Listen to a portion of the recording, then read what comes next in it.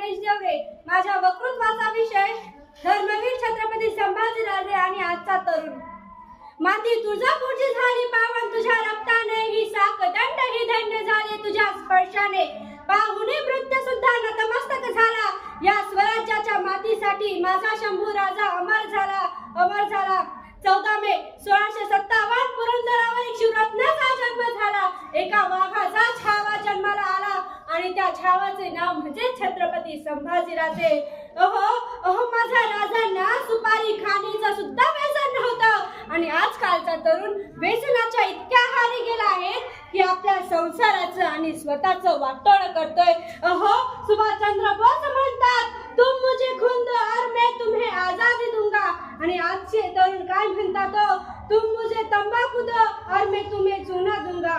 काय हो, आजची परिस्थिती काय होत चालली. अहो, आजचा तरुण कपाळीवर टिया लावून गाडीला झेंडा लावून आणि रस्त्याने जात असताना एखादी स्त्री दिसली की तिची छेड काढतो. कावा लाजा विकून खाल्लात का? ती स्त्री एखाद्याची आई असेल, एखाद्याची बहीण असेल, तरीही तिची छेड काढतात. अहो, माझ्या राजांना 16 भाषांचं अवगत ज्ञान होतं आणि आजच्या तरुणाला 16 भाषा सोडावं, त्याला उठल्यापासून झोपेपर्यंत मोबाईल मध्ये WhatsApp chatting, messaging, video call याच्यात अडकून पडला आहे. माझ्या राजाने कितीही संकटे आली तरीही माघार घेतला नाही आणि आजकालचा तरुण जिथे फायदा मिळेल त्याच मार्गावर चाललाय. तो मार्ग चुकीचा असो या बरोबर. अहो, माझे राजे केवळ फक्त राजेच नव्हते, ते ज्वाजाल्य स्वाभिमानाचे एक जिवंत प्रतीक होते.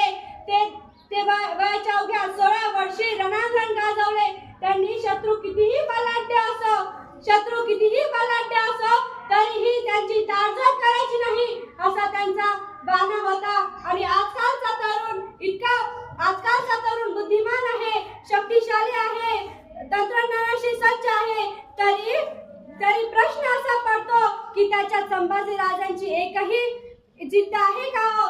संकटे आली तर 2 हात करायची तयारी आहे का हो? माझ्या राजांनी 3 गोष्टी शिकवल्यात. संकटे आले की झुकायचे नाही, अन्याय विरुद्ध उभे राहायचे, धर्म, राष्ट्र, संस्कृती यांचे रक्षण करायचे. अहो, धर्म, राष्ट्र आणि संस्कृती हे तर आजचे तरुण विसरतच चालले, याच्यात तीळ मात्र शंका नाही. अहो, ज्ञानेश्वर कोणाच्याही घरी जन्माला येत नाही, त्यासाठी विठ्ठल पंत व्हावं लागतं. ज्ञानेश्वर कोणाच्याही घरी जन्माला येत नाही.